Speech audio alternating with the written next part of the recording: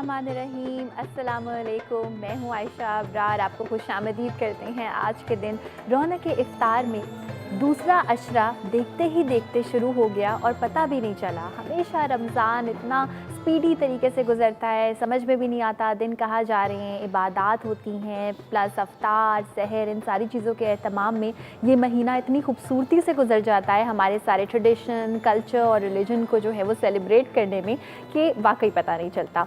दूसरे अशरे का आज है पहला दिन, मग़फ़िरत का अशरा हम इसको कहते हैं। और इसमें तमाम मुसलमानों की कोशिश ये होती है कि जितने भी गुनाह हमने जानबूझ के किए हैं, जितने भी गुनाह हमने बग़ैर जाने बूझे किए हैं, जो डेलिबरेटली नहीं किए, उन तमाम गुनाहों को अल्लाह ताला माफ़ फ़रमाए, आमीन। और गुनाह में बहुत बहुत बहुत सारी चीज़ें जो है वो शुमार होती हैं। एज़ अ ह्यूमन बीइंग हमें ऐसा लगता है कि अपने काम पे, अपने रिलेशनशिप्स में, अपनी सोच में हम बहुत सारी गलतियाँ करते हैं। और वो जो गलतियाँ हैं जब वो एक ख़ास लेवल से जो है वो क्रॉस कर जाएँ उसको, तो वो गुनाह की कैटेगरी में आ जाती हैं, जिसमें ऐसी कई चीज़ें हैं जिसको हम सोचते भी नहीं हैं। कुछ चीज़ें ऐसी हैं कि जी लोगों से बुरा सलूक कर देना, या किसी को धोखा दे देना, या किसी की अमानत में ख़यानत करना, किसी से जो है वो बदसलूकी से पेश आना। इस बारे में अल्लाह ताला ने हज़ूर अकरम सल्लल्लाहु अलैहि वसल्लम ने क्या फ़रमाया है, बिल्कुल आपके साथ करते हैं शेयर। हज़ूर अकरम सल्लल्लाहु अलैहि वसल्लम ने फ़रमाया, अल्लाह की कसम, मैं रोज़ाना 70 मरतबा से ज़्यादा अल्लाह ताला से मग़फ़िरत मांगता हूँ।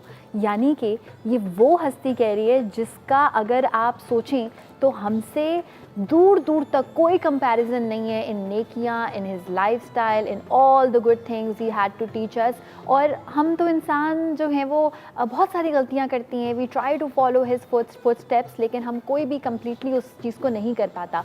तो अगर उन्होंने ये चीज़ अप्लाई की अपनी ज़िंदगी में कि 70 मरतबा से ज़्यादा अल्लाह ताला से माफ़ी मांगी एक दिन के अंदर अंदर, तो सोचें कि हमें कितनी माफ़ी मांगनी चाहिए और हमें कितना जो है वो डाउन टू अर्थ हो के जो है वो रहना चाहिए। सो ये एक बहुत इंपॉर्टेंट फैक्टर था। एक और चीज़ आपके साथ करते हैं शेयर अगेन।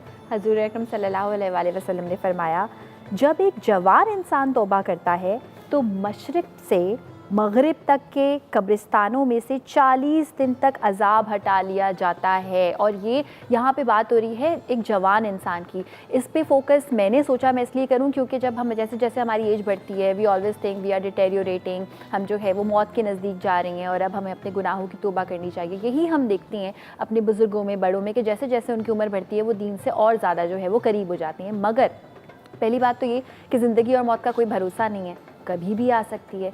और दूसरी बात ये कि अगर आपने कोई गुनाह किया और अपने नफ्स के दबाव में आके किया एंड देन यू रियलाइज़ कि ये चीज़ गलत है जवानी में ही, तो आई थिंक इससे ज़्यादा खूबसूरत कोई बात नहीं हो सकती। और इसलिए यहाँ पे जो है वो फोकस भी किया गया है इस बात की खूबसूरती पे कि जब आप जवान हैं और आपको रियलाइज़ हो गया कि आपने ये गलती की और आप अल्लाह ताला से माफ़ी मांगे, तो उसमें इतनी ज़्यादा खूबसूरत उसकी जो है वो कंडीशन हो जाती है। सो हमारी इस एज में जितने भी गुनाह हमसे हुए हैं, अगर हम ये कहें ना कि हमें पता नहीं है कि हमसे क्या क्या गलतियाँ हुई हैं, तो इसकी रीज़न ये हो सकती है कि मे बी दीन से दूरी, या फिर ये कि हम शायद कंसिडर नहीं करते कि हमने किसका दिल दुखाया है। सो अगर हम कभी बैठ के सोचें, एक दिन 1 घंटा तवज्जो के साथ सोचें कि आज के दिन में हमने क्या किया। और ये खूबसूरत सेइंग भी है कि जिस इंसान को सुकून से सोना होता है वो सोने से पहले सोचता ज़रूर है कि क्या आज मैंने किसी का दिल तो नहीं दुखाया, और अगर दुखाया है then definitely you need to have some माफ़ी, मग़फ़िरत फॉर डैट। और इसके लिए दुआ ही जो है वो काम आ सकती है मेरे और आपके। ब्रेक पे जाने का वक्त हुआ है। जब हम लोग ब्रेक से वापस आएंगे तो हम बनाएंगे हमारी मज़े की रेसिपीज़। आज हम बना रहे हैं खास सुबह और एक स्पेशल किस्म का लिमका हम आपके लिए कर रहे हैं तैयार। जल्दी से वापस आ जाइए। आप देख रहे हैं रौनक इफ्तार।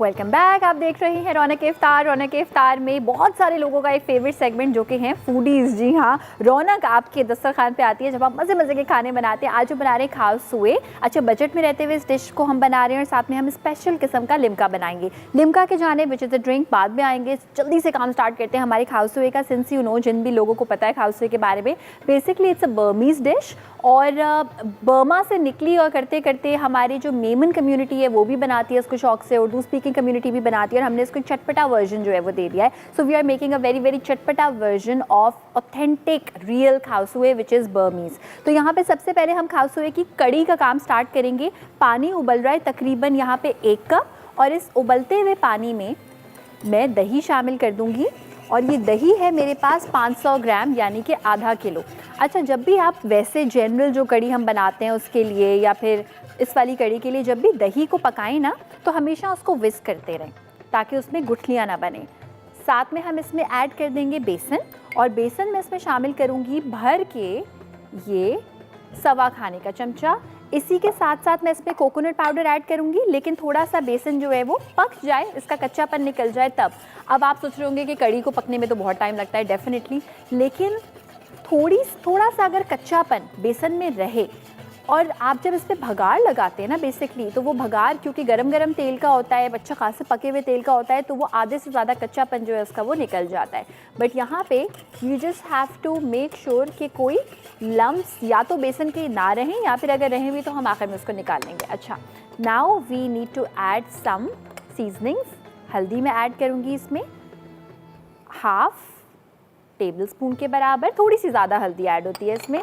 साथ में मैं इसमें शामिल करूँगी नमक हम शामिल करेंगे हस्बे जायका, और लाल मिर्च का पाउडर शामिल कर सकती हैं. कुटी हुई लाल मिर्चें एज यूजुअल, ज़्यादा मिर्चें ऐड नहीं होती है बर्मीज़ खाने में, मगर हम ये क्योंकि मेमनी स्टाइल से बना रहे हैं इसलिए हम इसमें शामिल कर देंगे 1 और ये 2 टीस्पून्स के बराबर लाल मिर्चें. अच्छा, इस स्टेज पे if you want to make it really really spicy and desi, you can add some garam masala in it as well. इसमें कोई मसला नहीं है. हल्दी हमेशा अपना कलर याद रखिएगा तब रिलीज़ करती है. यहाँ पे इसको मैं अच्छा सा इसका लम्ब सही करूँगी. हल्दी अपना कलर तब रिलीज़ करती है जब वो थोड़ी सी पकती है. अभी आपको लग रहा होगा ये येलो नहीं, ये रेडिश है क्योंकि इसमें मिर्चें शामिल हुई हैं, थोड़ी देर में येलो हो जाएगा. बाय द वे, आप हमें कॉल्स भी कर सकती हैं. कोई फरमाइश, कोई अगर प्रॉब्लम है खाने के बारे में कोई भी, या कुछ ख़ास बनवाना चाहते हैं, definitely you can call us and let us know. अच्छा, यहाँ पे हल्की आंच पे अब ये कड़ी पकती रहेगी. जब ये कड़ी रेडी हो जाएगी ना, तो मैं इसमें शामिल करूँगी coconut cream powder. Always remember कि इसमें कोकोनट डेजिगेटेड शामिल नहीं होगा, यानी कि जो पिसा हुआ नारियल होता है वो शामिल नहीं होगा. If you are able to see कि यहाँ पे ये हमारे पास कोकोनट क्रीम पाउडर है, यानी ये बिल्कुल एक पाउडर होता है, आपके मुंह में आता हुआ फील भी नहीं होता, तो ये हम करेंगे शामिल. अच्छा, मेरे पास क्योंकि मुझे एक नया काम स्टार्ट करना है तो मैं इसी वक्त शामिल कर दूँगी. यू कैन ऐड इट आखिर में. और वो लोग जिनको लगता है कि जी मीठी चीज़ में कोकोनट अच्छा लगता है, नमकीन चीज़ में तो अच्छा नहीं लगता, उनको ज़्यादा महसूस नहीं होगा. लेकिन अगर आप इसमें कोकोनट यानी कि ये पिसा हुआ कोकोनट क्रीम पाउडर अगर ऐड नहीं करेंगे ना, तो खाउसुए का फ्लेवर ही नहीं आएगा. बस अब ये हल्की आंच में हमारी कड़ी पकती रहेगी और हम आ जाएंगे हमारे दूसरे काम की जानिब, विच इज़ द करी.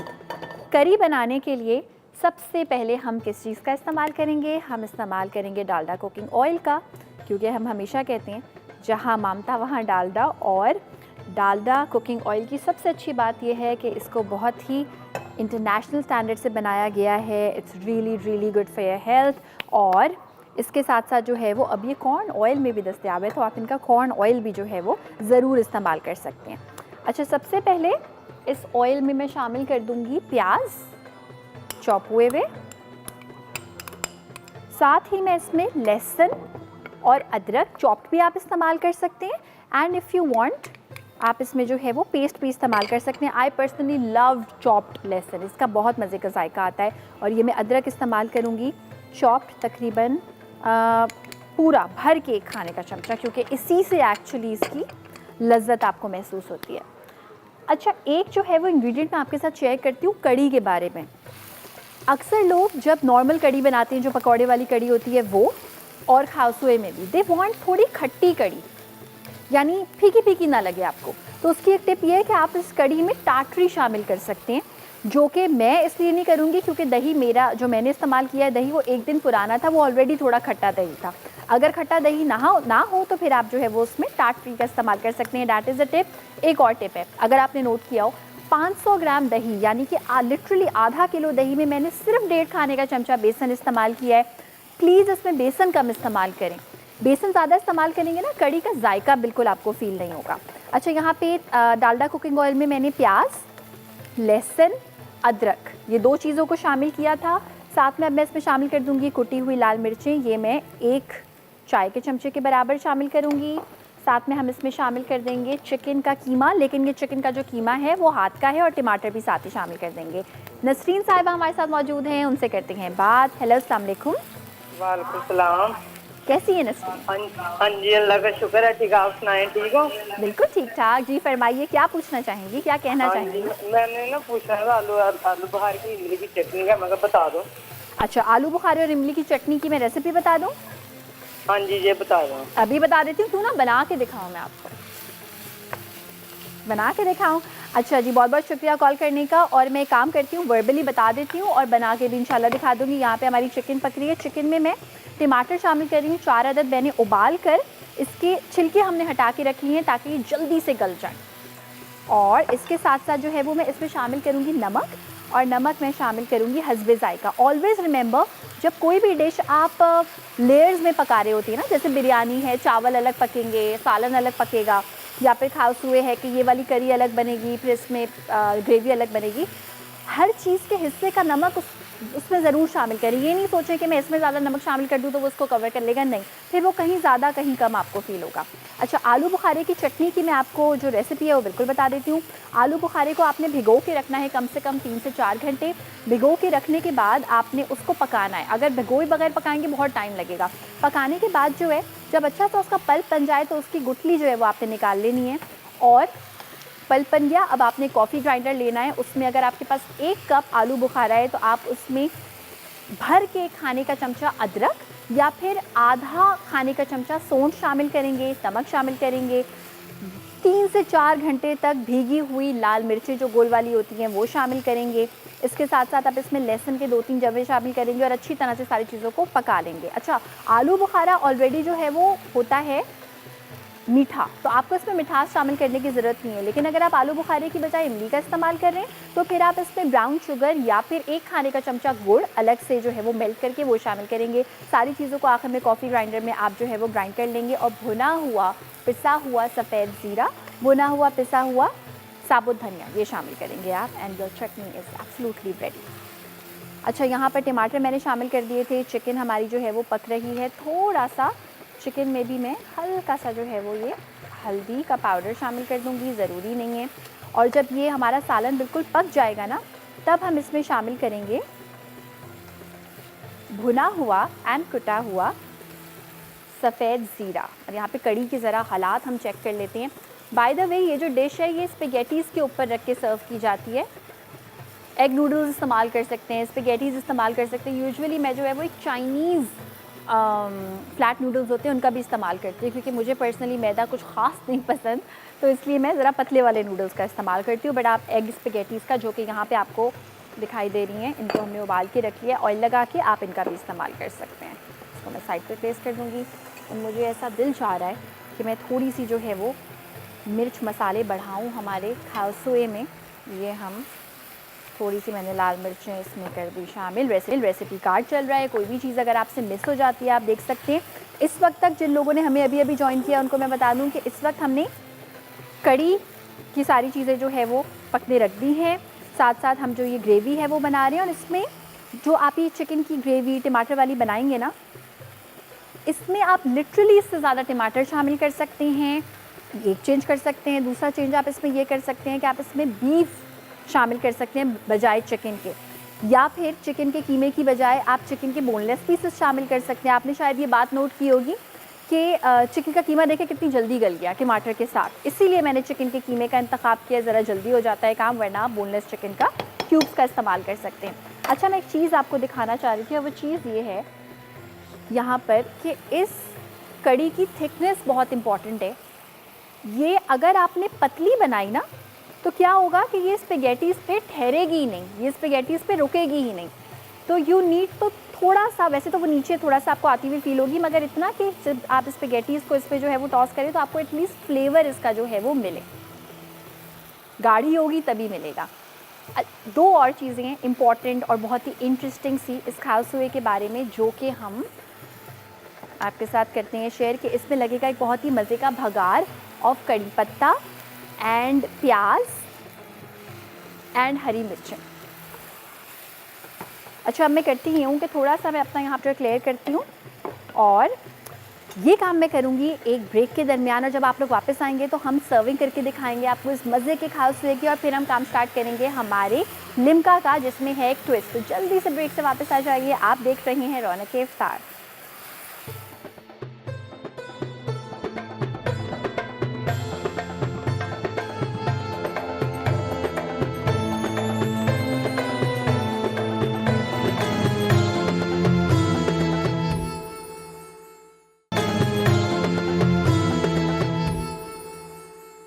Welcome back. आप देख रहे हैं रौनक इफ्तार। रौनक इफ्तार में आज हम बना रहे हैं खाउसुए। हमारी टमाटर की जो करी है वो हो चुकी है तैयार। जो खाउसुए के लिए कड़ी बनाई जाती है वो भी हो चुकी है रेडी। अच्छा, यहाँ पर मैंने हल्का सा इसमें पानी का छींटा दे दिया था ताकि बिल्कुल जब मैं सर्व करूँ तो ये गरम गरम हो। अब बिल्कुल आखिरी में हम इसमें ऐड कर देंगे हरा धनिया। लोग जो है वो बहुत कम ऐड करते हैं हरे धनिया के मामले में, मैं बहुत सखी हूँ। I am very generous because इससे बहुत मज़े का फ्लेवर आता है। साथ में आखिर में हम इसमें भुना हुआ कुटा हुआ सफ़ेद ज़ीरा शामिल कर देंगे, भर के खाने का चमचा। And then we are just going to mix everything up. अब आएगा इसमें वो टाइम जिसमें हम भगाड़ लगाएंगे। अच्छा, अब कुछ लोग खाउसुए के लिए करते हैं कि जब कड़ी पत्ते का भगाड़ लगाती है तो वो आखिर में ऊपर से ऐड कर देती हैं, जिस लेयरिंग करने के बाद स्पेगेटीज़ और सारी चीज़ों की, और कुछ लोग कड़ी के ऊपर शामिल करते हैं। सो एज़ यू विश, जो भी आप करना चाहें कर सकते हैं। हम क्या करेंगे कि हम ये जो भगाड़ लगाएंगे ये कड़ी के अंदर ही शामिल करेंगे, यानी ऊपर से डिश पे नहीं शामिल करेंगे, कड़ी के ऊपर शामिल करेंगे, और फिर कड़ी को हम जो है वो स्पेगेटीज़ पे प्लेस करेंगे। भगाड़ के लिए पैन मैंने गर्म करके रखा हुआ था। इसमें सबसे पहले तो मैं ऐड कर दूँगी ये हमारा 1.5 खाने के चमचे के बराबर डालडा कुकिंग ऑयल। और इस डालडा कुकिंग ऑयल में मैं 2 मेन चीज़ें जो हमें इस भगार में शामिल करनी है वो करूँगी। कुछ लोग लहसुन भी करते हैं। आई डोंट ऐड लहसुन बिकॉज मैंने चिकन में अच्छा खासा लहसुन ऑलरेडी शामिल किया हुआ था। ये जैसे ही ऑयल गर्म होगा मैं इसमें ब्राउन प्याज शामिल करूँगी। जो पहले से ब्राउन हुए हुए रखे होते हैं उन्हीं को हम ज़रा सा दोबारा ब्राउन करें। प्लस हम इसमें शामिल करेंगे हमारे खाउसुए को मज़ीद मज़ेदार बनाने के लिए बहुत सारे कड़ी पत्ते, मगर कड़ी पत्तों को मैं तोड़ के शामिल करूँगी। तो यहाँ पर ये ब्राउन प्याज हमने शामिल कर दिया, साथ ही कड़ी पत्ते, एंड अच्छा सा हम इसको कड़कड़ाएंगे like this. And there you go. ये हमारा भगार हो चुका है रेडी। इसको हम शामिल कर देंगे हमारी कड़ी में जो हमने यहाँ पे रखी हुई है, और ये हम एक चीज़ से हो गए बिल्कुल फ्री। ये हमने कड़ी जो है वो कर ली तैयार इसकी। थोड़ा सा मिक्स करेंगे, ज़्यादा नहीं। और अब स्टार्ट करेंगे लेयरिंग। तो सबसे पहले जो हम खाउसुए की लेयरिंग करेंगे that would be this beautiful and very very flavourful कड़ी, जिसमें हमने जो है वो बहुत सारी ना ऐसी चीज़ें ऐड की हुई हैं जिससे बहुत ही स्ट्रॉन्ग सा इसका फ्लेवर आएगा। एंड आई एम श्योर अगर आपको मेरी तरह ये ब्राउन प्याज पसंद है then you are just gonna love it. और इसकी ज़रा थिकनेस आप चेक करें। ये हमारे अजीम भाई का कंसर्न भी था कि कितनी लिक्विडी होगी ये डिश। तो बहुत ज़्यादा लिक्विडी नहीं है, डोंट वरी। इतना गाढ़ा होना चाहिए that it stage and it's visible, नज़र भी आए कि आपने शामिल क्या किया है। आई नो लोग इससे थोड़ा सा थिन रखते हैं, but I personally like it like this. ये हमारा काम हो गया एक। प्लस अब हम करेंगे इसमें चिकन शामिल, और इसका बहुत ही मज़े का फ्लेवर आता है। इस चिकन का फ्लेवर काफ़ी हद तक देसी होता है बिकॉज इसमें हरा धनिया है, इसमें टमाटर है, इसमें सफ़ेद ज़ीरा है। और मेरी कोशिश ये है कि ये जो येलो वाला पार्ट है ना ये आपको दिखता रहे, क्योंकि अगर ये येलो पार्ट आपको नहीं दिखेगा कड़ी का तो फिर मज़ा ही नहीं आएगा। और जो मैं काम हमेशा करती हूँ, मेरा फेवरेट काम, कि मैं थोड़ा थोड़ा सा जो है वो साइड्स पे भी ऐड करती हूँ लाइक दिस। और अभी इस डिश में लिटरली जो है वो 4 चांद लग जाएंगे। और उसकी रीज़न ये है कि इसमें हम ऊपर बहुत सारी चीज़ें ऐड करेंगे, जिसमें हम ऐड करेंगे वो वाले चिप्स जो कि बहुत ही मिर्चों वाले होते हैं, जिनकी शेप जो है वो स्लिम होती है। तो आप समझ गए होंगे कौन से चिप्स की मैं बात कर रही हूँ। इसको मैं यहाँ पे प्लेस कर दूँगी if you are able to see, बल्कि हम इसको साइड पे रख देते हैं। एंड अंडे, बिकॉज दिस इज खाउसुए। यहाँ पे बॉइल्ड एग्स, सम पीनट्स, और ये सॉल्टेड पीनट्स हैं, ये हम कर लेंगे शामिल। And some chips. आप चाहें तो इसमें सेव भी ऐड कर सकते हैं। रेसिपी कार्ड में देखिएगा कि सेव भी जो है वो मैंने मेंशन किया हुआ है। Some people don't like sev, some people do, so आप अपनी मर्ज़ी के अकॉर्डिंगली ऐड कर सकते हैं। साथ में हम इसमें ऐड कर देंगे हरा धनिया। इसके साथ साथ हम इसमें ऐड कर देंगे ये हरी मिर्चें। एक लेमन मैं इस पे प्लेस करूँगी और थोड़ा सा लेमन एज इट इज़ ऊपर से मैं कर दूँगी शामिल। ये कर दिया। अच्छा जी, अब मुझे इसमें शामिल करना है चाट मसाला। थोड़ा थोड़ा, अंडे को हम फीका फीका नहीं रहने देते, अंडों पे शामिल कर देते हैं chaat masala. And my favourite काम, बहुत सारा हरा धनिया इस पे शामिल करना। We are just gonna mount this up with some हरा धनिया। There you go। ये हमारी डिश हो चुकी है तैयार। अच्छा, इसको करेंगे सर्व और अब हमारा लिम्का विद अ ट्विस्ट करेंगे स्टार्ट। लिम्का हर घर में बनता है, रमज़ान के महीने में जो है वो थोड़ा सा ज़्यादा बनता है, लेकिन हम बनाएंगे लिम्का इस ट्विस्ट के साथ कि हम उसमें इस्तेमाल करेंगे जामे शीरी का। जामे शीरी का इस्तेमाल इसलिए करेंगे क्योंकि वो खालिस अरकियात से तैयार किया गया है। It's really good and refreshing. और इसमें जितने भी इंग्रेडिएंट्स इस्तेमाल किए गए हैं उनमें संदल की, गुलाब की बड़े मज़े की महक आपको फ़ील होती है। तो यहाँ पे हम हमारी सेकंड रेसिपी बनाना स्टार्ट कर देंगे, विच इज़ जामे शीरी लिम्का। सबसे पहले मैंने क्या किया, कोई से भी लेमन के फ्लेवर की आप ड्रिंक का इस्तेमाल कर सकती हैं। उसमें मैंने बर्फ़ मिला के यहाँ पे रखी हुई है। इसमें मैं शामिल कर दूँगी भर के 2 खाने के चमचे जामे शीरी। अच्छा, इफ़ यू वांट आप इसमें सोडा वाटर भी शामिल कर सकते हैं, यानी अगर आपके पास जो है वो कोई लेमन फ्लेवर की ड्रिंक ना हो तो आप इसमें सोडा वाटर ऐड कर सकते हैं। क्योंकि ये है लिम्का तो ऐसा हो नहीं सकता कि इसमें हम काली मिर्चें शामिल ना करें। या तो काली मिर्चों को भून कर कूट कर शामिल कर सकती हैं, उससे बहुत मज़े का फ्लेवर आता है, या फिर हल्का सा काली मिर्च का पाउडर शामिल कर सकते हैं। एक सवाल मुझे एक बार आई थिंक मिसेस नाहिद ने किया था कि अगर काली मिर्चें ना हो तो वाइट पेपर शामिल कर सकते हैं। I wouldn't recommend, because white paper का फ्लेवर बहुत स्ट्रॉन्ग और मुख्तलिफ होता है एक्चुअली। अच्छा, काला नमक हम इसमें शामिल करेंगे। ये हम शामिल कर देंगे काला नमक तकरीबन अबाउट ½ टीस्पून, बहुत ज़्यादा नहीं, हल्का सा इसको लिम्काइश और सॉल्टी सा फ्लेवर देने के लिए बेसिकली। देयर यू गो। अच्छा सा कर लेंगे मिक्स और अब हम इसको कर देंगे सर्व। और जामे शीरी लिम्का इज़ जस्ट रेडी। और वो लोग जिनको बर्मा के खास हुए खाने की आदत है उनको मैं बता दूं कि हमने थोड़ा सा ज़्यादा स्पाइसी ज़रूर बनाया है, लाइक हमने फ्यूजन किया है, लेकिन इफ़ यू वांट कि आप इसमें से स्पाइसेस कम कर सकते हैं, कोकोनट पाउडर का इस्तेमाल बढ़ा सकते हैं। कोकोनट पाउडर नहीं ऐड करना चाहते हो आप इसमें कोकोनट मिल्क का इस्तेमाल कर सकते हैं। ऑथेंटिक बर्मा का जो खास हुए है वो कर सकती हैं। एन्जॉय। एंड एक चीज़ जो मुझे हमेशा बॉदर करती है और हर एक को आई थिंक करनी चाहिए, वो ये है कि जब भी आप मेहमानों को भी इनफैक्ट ग्लासेस सर्व करें, so they have to be equal so that they look good and aesthetically pleasing. थोड़ा सा यहाँ पे हम इसमें ये काला नमक थोड़ा थोड़ा सा ऊपर से प्लेस कर देंगे, some black pepper, and we can just see if we can add a bit of twist right on the top. और इसमें हमने शामिल कर दिया जामे शीरी। जी जनाब, तो ये आज की हमारी 2 रेसिपीज़ जो हैं वो हो चुकी हैं बिल्कुल रेडी। और एक काम करते हैं कि इसको क्यों ना हम हमारी सर्विंग टेबल पे कर दें place like this. There you go. और आज के खाने पीने की चीज़ें इतनी ही। ब्रेक पे जा रहे हैं, ब्रेक से जब वापस आएंगे हमारे टॉपिक को करेंगे कंटिन्यू, तो जल्दी से ब्रेक से वापस आ जाइए। आप देख रहे हैं रौनक इफ्तार।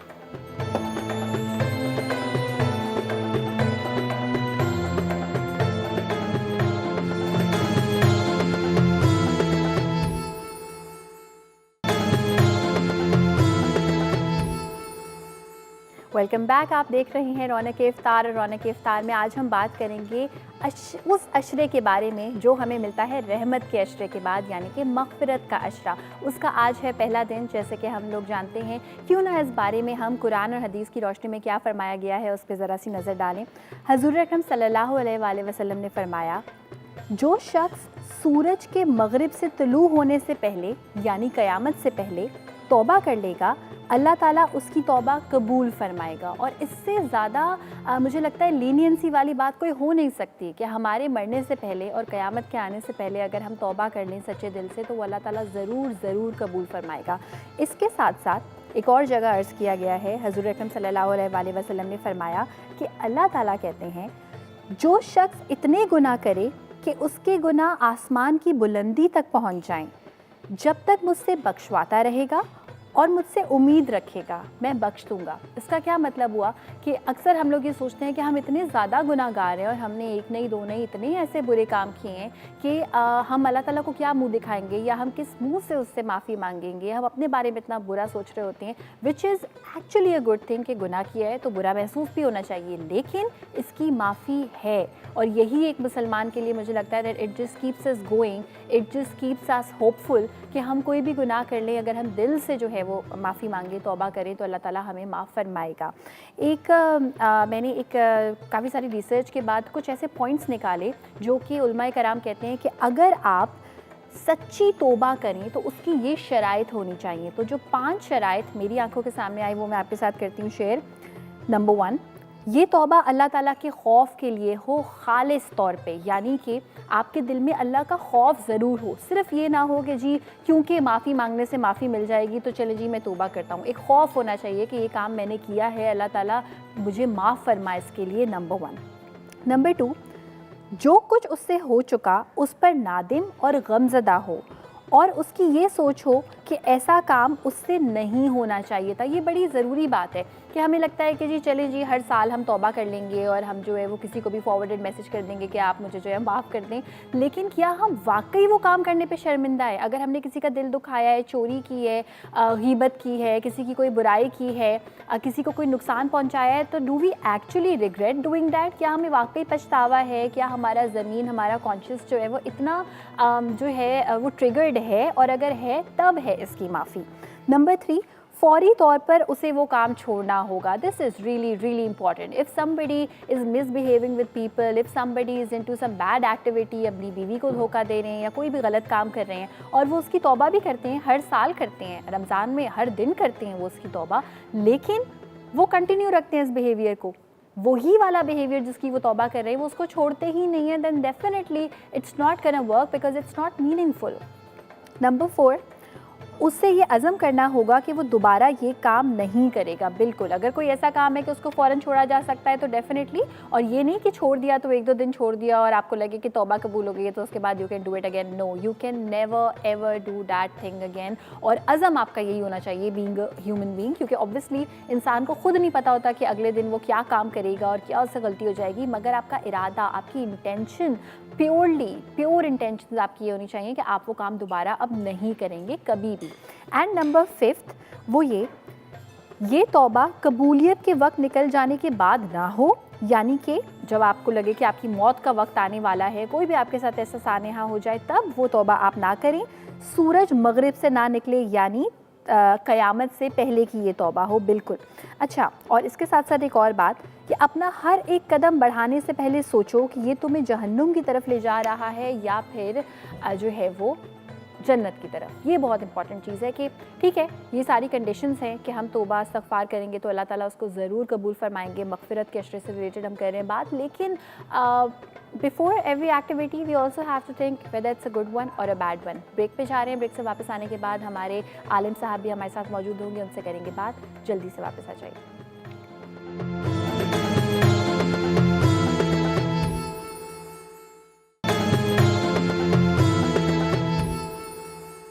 Welcome back. आप देख रहे हैं रौनक इफ्तार। रौनक इफ्तार में आज हम बात कर रहे हैं उस अशरे के मुतालिक जिसका आज है पहला दिन, मग़फ़िरत का अशरा। रहमत के अशरे से हम जो है वो उसको हमने स्ट्रगल किया, सरवाइव किया, कोशिश की कि उसको सही तरीके से पा लें, उसको हासिल करें, और अब हम एंटर हो चुके हैं मग़फ़िरत के अशरे में। इसके बारे में दुआएँ क्या पढ़नी चाहिए, क्या हमारी कोशिश होनी चाहिए कि इस वाले अशरे को हम कम्प्लीटली बहुत ही अच्छे तरीके से जो है वो मना पाएँ, ये हम जानेंगे हमारे आलिम से जो कि हैं मुफ्ती साहब, मुफ्ती नूर रहमानी साहब हमारे साथ मौजूद है। वेलकम करते हैं। अस्सलाम वालेकुम। वालेकुम अस्सलाम। जी मुफ्ती साहब, फाइनली आज पहला दिन है दूसरे अशरे का, पता भी नहीं चला वक्त कैसे गुजर गया। मग़फ़िरत के अशरे के बारे में क्या कहना चाहेंगे? रहमतुन सल्ली अला रसूलिहिल करीम, अम्मा बाद, फ़अऊज़ु बिल्लाहि मिनश शैतानिर रजीम, बिस्मिल्लाहिर रहमानिर रहीम। तमाम तारीफ़ें अल्लाह सुब्हानहु व तआला के लिए और दुरूद सलाम हो अल्लाह के रसूल, हम सब के आका व मौला, ताजदार मदीना, ताजदार ख़त्म नबुव्वत हुज़ूर मोहम्मद मुस्तफ़ा सल्लल्लाहु अलैहि वसल्लम। आज शब जुम्मा भी है, जुमेरात का दिन भी है, और याद रखिएगा जो शख्स शब जुम्मा में तैयारी करता है जुम्मे के लिए, और नियत ये होती है कि कल मैं मस्जिद में जाकर नमाज जुम्मा अदा करूँगा और मैं असर तक मस्जिद में बैठकर अल्लाह का ज़िक्र करूँगा, तो जो शख्स इस तरह की नियत करता है, मैं आपको एक बहुत अहम मैसेज दे रहा हूँ, जो घर में बैठे हैं और कल जुम्मे के दिन वो जाएंगे मसाजिद के अंदर। जब कोई शख्स जुम्मा पढ़ने जाता है अव्वलीन वक्त में, असर की नमाज तक वहीं रुकता है। जब वो नमाज असर अदा कर रहा होता है, ज़मीन से लेकर आसमान तक फ़रिश्तों की एक लड़ी और सफ़ बन जाती है, और फ़रिश्ते उस बंदे का दीदार करने आ रहे होते हैं और कह रहे होते हैं, बंदे खुदा तुझ पे अल्लाह सुब्हानहु व तआला की रहमतें हों कि अल्लाह ने हमें तेरा दीदार करने के लिए भेजा है। सुभान अल्लाह। यानी नूरी मखलूक अल्लाह का दीदार, अल्लाह की मोहब्बत में जो बंदा मस्जिद में रुकता है उसका दीदार करने के लिए आता है। अल्लाह ताला मुझे और आपको उसकी तौफीक अता फरमाए। आमीन। नबी पाक सल्लल्लाहु अलैहि वसल्लम शाह फरमाया, अव्वलु रहमतुन व औसतुन मग़फ़िरतुन, यानी पहला अशरा रहमत का और दूसरा मग़फ़िरत का है। मग़फ़िरत के अशरे में हमें दो काम करने हैं। इस पूरे अशरे के अंदर इंशाअल्लाह हम दाखिल हो चुके हैं। अब जो हम सहरी करेंगे वो 11वीं करेंगे, इसका मतलब होगा अशरा रहमत में, अशरा मग़फ़िरत में हम दाखिल हुए, और उस वक़्त अशरा मग़फ़िरत अपनी बुलंदी पे होगा।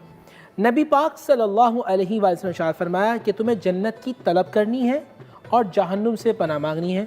तो आज से ये पूरे रमज़ान और ज़िंदगी भर हमें जन्नत की तलब करनी है और जहन्नुम से पनाह तलब करनी है। दूसरा, हमें तौबा करनी है। तौबा कहते हैं रुजू करना, जो हमने काम किए उसको छोड़ देना है। नबी पाक सल्लल्लाहु अलैहि वसल्लम शाह फरमाया कि अज़िम्मु, यानी कि जो गुनाहगार होता है जब वो तौबा कर लेता है, अत्ताइबु कमन ला ज़िम्बा लहू, ऐसा हो जाता है कि जैसे उसने कोई गुनाह ना किया हो। मतलब हाथों को बुलंद किया कि अल्लाह खालिक भी तू है, मालिक भी तू है, राज़िक भी तू है, अगर तूने माफ़ ना किया तो मैं किसके दर पे जाऊँगा, कौन तेरे सिवा माफ़ करने वाला है। ऐ अल्लाह तू ही तो मेरा खालिक है, तू ही तो मेरा राज़िक है। और फिर बंदे के जिस आँखों से जब आंसू चेहरे पे गिर जाते हैं, हदीस में आता है कि जो अल्लाह की खौफ से रोता है, अल्लाह ताला उस चेहरे को कभी जहन्नुम में नहीं डालेगा। सुभान अल्लाह। और जब ज़मीन पे गिर जाता है तो अल्लाह ताला गवाह करता है फरिश्तों को।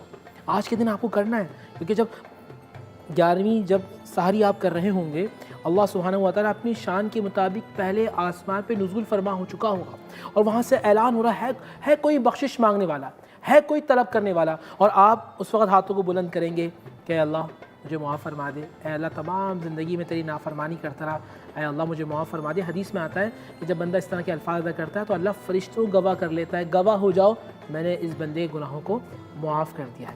इस्तग़फ़ार की कसरत करनी, इस्तग़फ़ार का मतलब ये कि मग़फ़िरत तलब करना कि अल्लाह तू मुझे मुआफ़ फरमा। तो दो चीज़ें हमें करनी है। अल्लाह ताला मुझे और आपको इस्तग़फ़ार और तौबा करने की तौफ़ीक़ अता फरमाए। आमीन। छोटे से वक्फ़े पे जाने का टाइम हुआ है, जब वापस आएंगे तो मज़ीद बात करेंगे। जल्दी से वापस आ जाइए।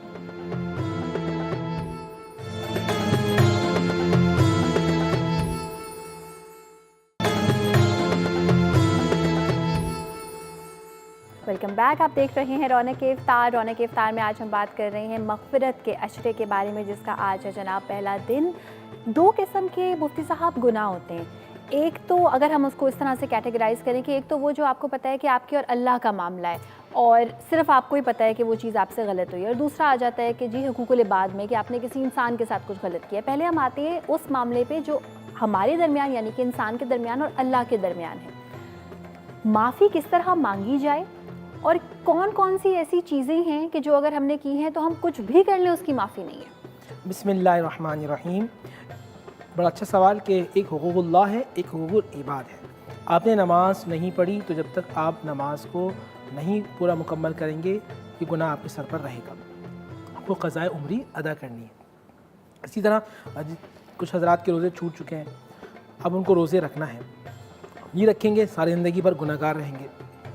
जो शख्स बिल्कुल मुकम्मल सेहतियाब है वो फ़िदिया नहीं दे सकता, सही। ये ज़हन में रखिएगा। ऐसा नहीं कि ये अमीरों का मज़हब है, आपने पैसा दे दिया और कहा कि भाई मेरे बदले वो रख लें या ऐसा कर लें, नहीं, ऐसा नहीं है। अल्लाह सुब्हानहू व तआला ने कुतिबा अलैकुमुस्सियाम, तुम पे रोज़े फ़र्ज़ किए गए हैं।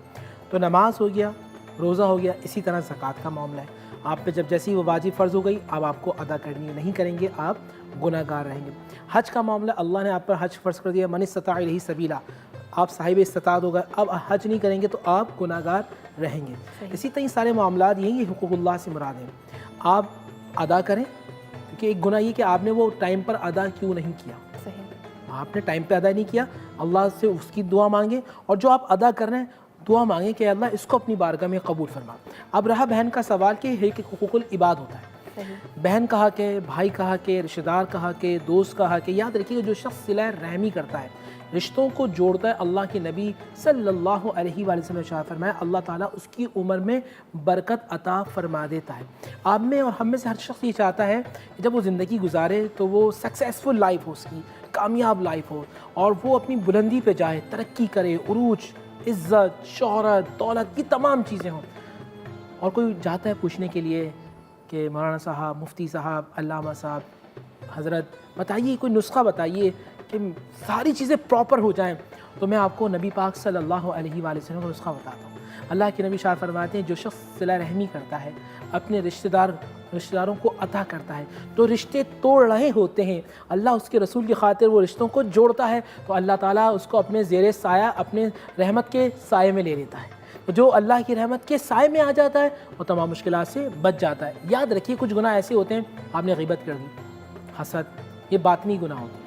एक ज़ाहिरी गुनाह होते हैं, मैंने किसी के हाथ को तकलीफ़ दी, मैंने किसी की नहीं ऐसा इशारा किया, किसी को मालूम चल गया, उसको बुरा लगा, ये आँख से गुनाह किया। सही। ग़ीबत सुनी, ज़बान से ग़ीबत की, ये ज़बान का गुनाह, ये कान का गुनाह, ये हाथ का गुनाह, गुनाह की तरफ चल गए, ये पैर के गुनाह। एक होते हैं बातनी गुनाह जो अंदर से होते हैं, आप किसी से हसद कर रहे हैं, आप जेलसी कर रहे हैं, आपने किसी के लिए बुराई रख ली। याद रखिएगा जो शख्स जिसके दिल में कीना रहता है, कीना ये कहते हैं कि मिसाल के तौर पर आप घर में बैठे हैं, मैं आपसे खामखा चल रहा हूँ और मैं आपके लिए बुरा रखता हूँ, बुरा सोचता हूँ और बुरा करता हूँ। ऐसा शख्स जो बुरा करता है, बुरा सोचता है, बुरा देखता है, वो अल्लाह सुब्हानहू व तआला की रहमत में आ ही नहीं सकता। सही। अशरा मग़फ़िरत में उसकी मग़फ़िरत हो नहीं सकती। मग़फ़िरत होने के लिए ज़रूरी यह है कि वो अपने दिल से कीने को निकाले। जब दिल से कीना निकलेगा अल्लाह की रहमत आएगी, अल्लाह उसकी बख्शिश व मग़फ़िरत फरमा देगा। याद रखिएगा जो लोग बुरा करते हैं, बुराई करते हैं, बुरा सोचते हैं, रिश्तेदारों को तोड़ते हैं, हुकूक़ुल इबाद को पामाल करते हैं, उनके दिल में एक नुक्ता लग जाता है, डॉट। और ये जो गुनाह होता है ना, ये मकड़ी की जाली की तरह होता है। अगर आप उसको फ़ौरन कर दें, माफ़ी तलब कर लें, जिनका हक़ मारा वो फ़ौरन दे दें, तो ये गुनाह मिट जाता है। वरना ये गुनाह ये डॉट लगते पूरे दिल को कवर कर लेता है, और फिर इतना मजबूत हो जाता है कि जिस तरह जहाज़ को देखा आपने, पानी के जहाज़ को, जब वो लंगर अंदाज होते हैं तो एक मोटे रस्से से होते हैं, इसी तरह ये गुनाह पे इसी तरह हो जाते हैं, मजबूत हो जाते हैं, और फिर अल्लाह सुब्हानहू व तआला से बंदा दूर हो जाता है। जो अल्लाह की रहमत का वाईफाई है ना नौजवानों के लिए, अल्लाह की जो रहमत का वाईफाई है वो उसके सिग्नल्स नहीं आते, क्योंकि आपके सिम जो उसको कनेक्ट नहीं कर रही होती। यहाँ जो एक किस्म का आला जो होता है वो उस सिग्नल्स को पूरा ले ही नहीं रहा होता, क्योंकि चारों तरफ से आपकी जो बैटरी होती है वो वीक होकर ख़त्म हो चुकी होती है। अच्छा, आप बैटरी को आपको इंक्रीज़ करना है, बैटरी को चार्ज करना है, तो बैटरी चार्ज करेंगे आप अल्लाह के ज़िक्र से, बैटरी चार्ज करेंगे मग़फ़िरत के ज़रिए, बैटरी चार्ज करेंगे तौबा के ज़रिए। बिल्कुल। कंवल भी हमारे साथ मौजूद हैं चकवाल से, उनसे करते हैं बात। हेलो, अस्सलाम वालेकुम।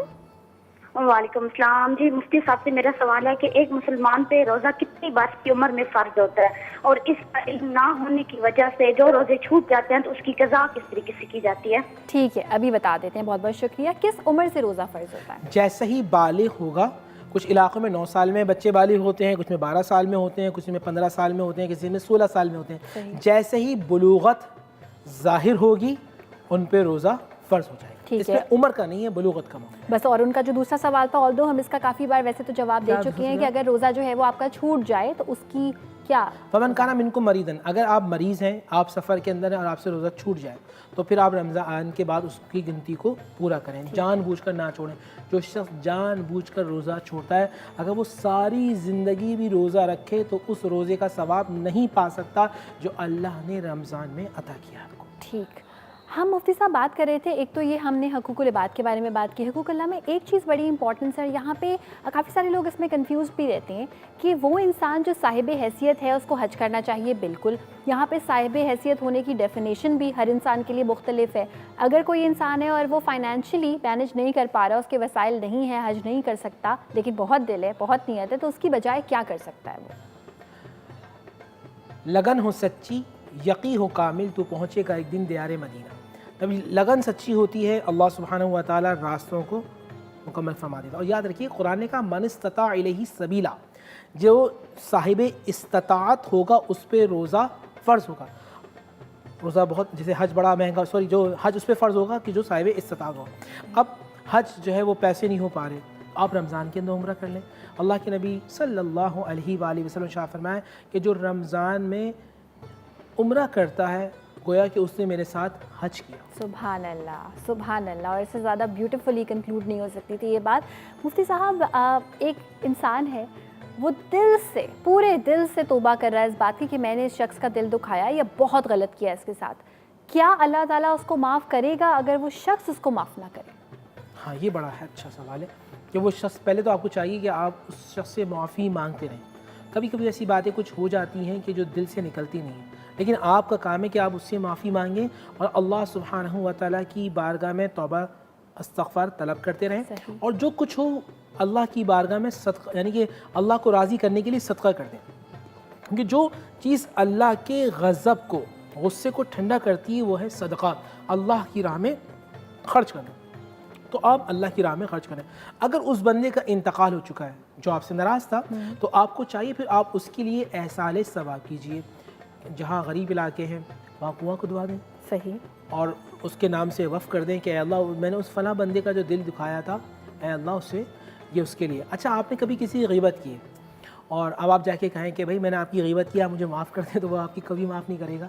तो आप जाके उससे कभी इसी तरह बात कर लें कि यार मुझसे कोई गलती हो गई हो, कोई कोताही हो गई हो, यार आप मुझे माफ़ कर दें, आप मेरे भाई हैं, मेरी बहन है, मेरे भाई हैं, दोस्त हैं, जो भी हैं, अच्छे अल्फाज कह के उसको मना लें। क्योंकि जब बंदा माफ़ कर देता है तो अल्लाह सुब्हानहू व तआला उस बंदे को माफ़ फरमा देता है। सही।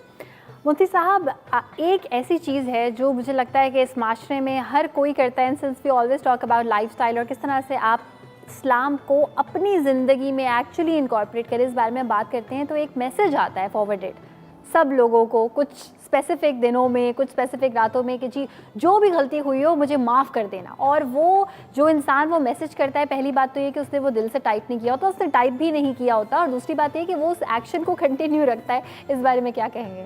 बड़ा अजीब आदमी है। माफ़ी मांगनी है माँ से जो घर में बैठी है और ये फेसबुक पे स्टेटस लगा रहे हैं, बिल्कुल। ये ट्वीट्स कर रहे हैं, इंस्टाग्राम पे जो है सब चीज़ें कर रहे हैं। माफ़ी मांगनी है उस बहन से जो 3 साल से इंतज़ार कर रही है, काश मेरा भाई मेरे घर आ जाए, काश एक मरतबा मुझे बहन कह दे तो मैं उसको गले लगा लूँगी, उस सारी गलतियों को माफ़ कर दूँ। मियाँ बीवी एक अरसे से बात नहीं कर रहे, ये माफ़ी मांग रहे हैं पूरे दुनिया भर से कि जी मैं आपको, जो नहीं जानता उससे माफ़ी कर रहे हैं, जो जानता है, जिसका दिल दुखाया उससे माफ़ी नहीं मांग रहे। तो माफ़ी मांगनी है तो आपको अल्लाह उसके रसूल सल्लल्लाहु अलैहि वसल्लम की रज़ा के लिए। अब इस ज़माने के अंदर बहुत सारी चीज़ें फ़ैशन बन चुकी हैं, बहुत अजीब सा मामला। ये अशरा रहमत जो अशरा मग़फ़िरत जो हमारे दरमियान आ रहा है, अब लोग इसमें मैसेज करना शुरू कर देंगे, और बिलख़ुसूस जब हम आखिरी अशरे में दाखिल होंगे तो जी आप मुझे माफ़ कर दें अल्लाह उसके रसूल के लिए, मैं आपको जानते नहीं, मैं आपको कैसे माफ़ कर दूँ। आप माफ़ी अपनी वालदा से मांगिए जिनसे आप शाउट होकर बात करते हैं, आप अपनी बहन से मांगिए, बहन भाई से मांगे, दोस्त रिश्तेदार आपस में एक दूसरे को माफ़ करें। जो अल्लाह की रज़ा की खातिर माफ़ करता है, अल्लाह ताला उनसे मोहब्बत करता है और अल्लाह ताला ऐसे लोगों को दोस्त बना लेता है। हदीस में कुरान की आयत है, वल काज़िमीन अल गैज़ वल आफ़ीना अनिन नास वल्लाहु युहिब्बुल मुहसिनीन, जो गुस्से को पी जाते हैं, जो लोगों को माफ़ कर देते हैं। वल्लाहु युहिब्बुल मुहसिनीन, अल्लाह ताला ऐसे लोगों से मोहब्बत करता है। मैं अल्लाह से मोहब्बत करना चाहता हूँ। अगर मैं किसी को माफ़ कर दूंगा तो पूरी कायनात का रब मुझसे मोहब्बत करेगा। ब्यूटीफुल। मलीर से इरफा भी हमारे साथ मौजूद हैं, देखते हैं कि वो क्या सवाल करती हैं। हेलो, अस्सलाम वालेकुम। वालेकुम सलाम। जी इरफा, सबसे पहले टीवी का वॉल्यूम प्लीज़ म्यूट कर दीजिए ताकि आपका सवाल हम तक पहुंच जाए। हाँ जी, सही है। जी, अब फरमाइए। मैम, मुझे पूछना था मुफ्ती साहब से कि नमाज के बीच में जो सजदा होता है, हम उसमें कोई और दुआ कर सकते हैं? मतलब दुआ और इस्तिग़फ़ार कर सकते हैं? क्योंकि मैंने एक बार कहीं पढ़ा था कि नबी पाक सल्लल्लाहु अलैहि वसल्लम सूरत पढ़ा करते थे सजदे में। ठीक है, अभी तो हम इस्तिग़फ़ार पढ़ सकते हैं अल्हम्दुलिल्लाह, या कौन सी सूरत पढ़ सकते हैं? ठीक है, बहुत बहुत शुक्रिया। अच्छा सवाल किया मेरी बहन ने कि नमाज के दौरान सजदे में इस्तिग़फ़ार या सूरह फातिहा दूसरी से पढ़ सकते हैं? बिल्कुल नहीं पढ़ सकते। जो नबी पाक सल्लल्लाहु अलैहि वसल्लम का अंदाज़ सुब्हान रब्बियल आला वही आपको पढ़ना है। आप नमाज मुकम्मल कर लीजिए। आपने नमाज कर ली, सलाम फेर लिया, अब आप दोबारा सजदे में चले जाएं और फिर अपने रब से जो बातें करनी है वो करें। बड़ा अच्छा वक्त होता है कि जब आप अल्लाह से राज़ो न्याज की बातें करें, गुनाहों की माफ़ी मांगे। और याद रखिएगा, जो शख्स गुनाहों की माफ़ी मांगता है उसकी मिसाल कैसी है। एक बुज़ुर्ग ने कहा कि वो रास्ते से जा रहे थे तो एक नौजवान लड़का मिला और कहने लगा, हज़रत मुझे बताइए, मैंने तौबा की है, क्या अल्लाह की नज़र मुझ पर वैसी रहेगी जैसे नेक बंदों पे नज़र रहती है? क्या अल्लाह ताला की नज़र रहमत मुझ पर वैसी रहेगी? बुज़ुर्ग कहने लगे, भाई मैं अल्लाह का वली तो नहीं कि तुझे बता सकूं, हाँ मैं कपड़ा बनाता हूँ। एक बात यह है कि जो धागा टूट जाता है, जब तक कपड़ा मुकम्मल ना हो जाए मैं उस पर नज़र रखता हूँ। तो ये कैसा है कि जो दिल टूट जाए और अल्लाह की रहमत और अल्लाह सुब्हानहू व तआला की तौबा में दोबारा के जुड़ जाए, अल्लाह ताला जब तक वो बंदा ज़िंदा रहता है अल्लाह की रहमत उस बंदे पे रहती है। ब्यूटीफुल। एक ब्रेक पे जाते हैं और ब्रेक से जब वापस आएंगे तो इस बारे में मज़ीद बात करेंगे। जल्दी से वापस आ जाइए।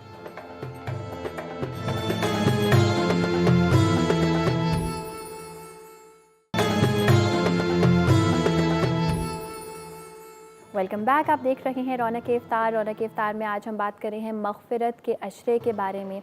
आज है इसका पहला दिन। हमने बहुत सारे सवालात किए हुकूकुल अल्लाह के बारे में, हुकूकुल इबाद के बारे में कि कोई भी गलती अगर हमसे हो जाए तो किस तरह से माफ़ी मांगी जाए, शराइत क्या क्या हैं। लेकिन इस अशरे को हम सही तरीके से पा पाएँ और इसको सही तरीके से जो है वो हम सेलिब्रेट कर पाएँ, कोई ऐसी दुआ जो हम तमाम मुसलमानों को इस अशरे में करनी चाहिए, कौन हमें बेहतर बता सकता है? मुफ्ती नूर रहमानी साहब हमें बताएंगे कि कौन सी हम दुआ करें। और क्यों ना मुफ्ती साहब आज हम उस दुआ को साथ में करें। अपने शो का मेरी तरफ से मैं करती हूँ इख्तिताम। कल आपसे होगी मुलाकात और अब जितना भी आप पार्ट देखेंगे उसमें हमारी कोशिश होगी कि हम वो दुआ करें जिससे हमारे गुनाह बख्शे जा सकें। देखिए, जितने नाज़रीन इस वक्त देख रहे हैं, मैं सबसे कहूँगा सब हाथों को बुलंद कर लीजिए। न जाने किसकी दुआ अल्लाह ताला कबूल फरमा ले। बूढ़े भी होंगे, जवान भी होंगे, बच्चे भी होंगे, हमारी माँ बहनें भी होंगी। न जाने अल्लाह किसकी दुआ को, किसकी आमीन को ऐसा कबूल फरमा ले कि हम सब की बख्शिश मग़फ़िरत हो जाए, हम सब का बेड़ा पार हो जाए, हमारी तमाम तकलीफ़ दूर हो जाए। जब दुआ मांगें तो इस तरह मांगें कि आप मांग किससे रहे, आप खालिक मालिक राज़िक से मांग रहे हैं। हदीस में आता है, अगर तुम्हें रोना नहीं आता तो रोने जैसी शक्ल बना लो ताकि अल्लाह ताला तुम्हें उस पर अता फरमा दे। और आज शब जुम्मा है, यानी कि अशरे मग़फ़िरत का पहला जुम्मा जो है वह हमें नसीब होगा। रमज़ान को वैसे दूसरा जुम्मा है, लेकिन अशरे मग़फ़िरत का ये पहला जुम्मा होगा। दुआ मांगे, न जाने अल्लाह ताला किसकी दुआ कबूल फरमा ले और हम सबका बेड़ा पार करे। अल्लाहुम्मा सल्लि व सल्लिम अला सय्यिदिना व मौलाना मुहम्मद व अला आलिहि व अस्हाबि सय्यिदिना व मौलाना मुहम्मद मअलिल जूदि वल करम। या अल्लाह या रहमान या रहीम, रहम करने वाले रब्बे करीम हम सब पर रहम फरमा, करम करने वाले रब्बे करीम हम सब पे करम फरमा। ऐ अल्लाह हमारे सगीरा कबीरा गुनाहों को मुआफ़ फरमा। ऐ अल्लाह आइंदा गुनाहों से बचने की तौफीक अता फरमा। ऐ अल्लाह अगर तूने मुआफ़ ना किया तो किसके दर पे जाएंगे? कौन है तेरे सिवा हमें मुआफ़ करने वाला? कौन है तेरे सिवा हमें अता करने वाला? खालिक भी तू है, मालिक भी तू है, राज़िक भी तू है, अता करने वाली ज़ात तेरी है। ऐ अल्लाह हम सब के गुनाहों को मुआफ़ फरमा दे। ऐ अल्लाह अशरे मग़फ़िरत में हम दाखिल हो चुके हैं। ऐ अल्लाह जिस तरह इबादत का हक़ था वो हम हक़ अदा ना कर सके, ऐ अल्लाह हमारी टूटी फूटी दुआओं को अपनी बारगाह में कबूल व मकबूल फरमा ले। ऐ अल्लाह हमें तमाम गुनाहों को मुआफ़ फरमा दे। ऐ अल्लाह हम सबको हासिदीन की हसद से बचा ले, शयातीन के शर से बचा ले, जादू टोने के मकरो फरेब से बचा ले, दिन और रात के फितरों से बचा ले, आने वाली आफात व बलैयात से बचा ले। ऐ अल्लाह हम सबको परेशानी से बचा ले, ऐ अल्लाह हम सबको कर्ज से बचा ले, ऐ अल्लाह हम सबको मर्ज से बचा ले, नागानी आफत से बचा ले, ऐ अल्लाह हम सबको बुरी मौत से बचा ले, ऐ अल्लाह हमें जमीन और आसमानी आफत से बचा ले, ऐ अल्लाह जो बीमार है उन्हें सेहत कुल्ली अता फरमा दे, ऐ अल्लाह जो परेशान हाल है उनकी परेशानी दूर फरमा दे, ऐ अल्लाह जो कर्जदार है खुलासी अता फरमा दे, ऐ अल्लाह जो बे औलाद है अशराए मग़फ़िरत के सदक़े से, रमज़ान के वसीले से, कुरान मजीद फुरक़ान हमीद के वसीले से ऐ अल्लाह उनको साहिब औलाद कर दे, जो बेरोज़गार हैं साहिब रोज़गार कर दे, ऐ अल्लाह जो परेशान हाल है उनकी परेशानी दूर कर दे, ऐ अल्लाह मुल्क पाकिस्तान को इस्तेहकाम नसीब फरमा दे, ऐ अल्लाह बदहाली को खुशहाली में तब्दील फरमा दे, ऐ अल्लाह नफरतों को मोहब्बत में तब्दील फरमा दे, ऐ अल्लाह हमारी दुआओं को अपनी बारगाह में कबूल और मकबूल फरमा ले, ऐ अल्लाह हमें मांगना नहीं आता परवरदिगार हम सबको बिन मांगे अता फरमा दे, ऐ अल्लाह जो हमारे दिल में है मौला वो तेरे इल्म में तू खूब जानता है, हमें मांगने का सलीका नहीं आता परवरदिगार हम सबको बिन मांगे अता फरमा दे, ऐ अल्लाह तुझे तेरी शान रहमत का वास्ता, तुझे रसूल की रिसालत का वास्ता, तुझे सिद्दीक की सदाकत का वास्ता, तुझे उमर की अदालत का वास्ता, तुझे उस्मान की सखावत का वास्ता, तुझे अली शेर खुदा की शुजाअत का वास्ता, ऐ अल्लाह तुझे इमाम हुसैन के बहते हुए खून का वास्ता, तुझे मासूम अली असगर का वास्ता, ऐ अल्लाह हमारी दुआओं को अपनी बारगाह में कबूल और मकबूल फरमा ले, ऐ अल्लाह जो मांग सके वो भी अता फरमा, जो नहीं मांग सके वो भी अता फरमा, ऐ अल्लाह हमारे हालों पर रहम फरमा, जिस तरह तू चाहता है हम सबको वैसा बना दे, ऐ अल्लाह हम सबको कब्र के अजाब से बचा ले, महशर की रुसवाई से बचा ले, हम सबको जहन्नुम के अजाब से महफूज फरमा, ऐ अल्लाह हम सब पर रहम करम की बारिशें अता फरमा, ऐ अल्लाह हमारी तौबा कबूल फरमा, ऐ अल्लाह हमारी तौबा कबूल फरमा, ऐ अल्लाह हमारी तौबा कबूल फरमा। रब्बना आतिना फिद दुनिया हसना व फिल आखिरति हसना व क़िना अज़ाबन नार व क़िना अज़ाबल हश्र व क़िना अज़ाबल क़ब्र व क़िना अज़ाबल मीज़ान व सल्लल्लाहु मुहम्मदिही व आलिही व अस्हाबिही अजमईन बिरहमतिका या अरहमर राहिमीन बिहक़्क़ि ला इलाहा इल्लल्लाह मुहम्मद रसूलुल्लाह सल्लल्लाहु अलैहि वसल्लम। आमीन।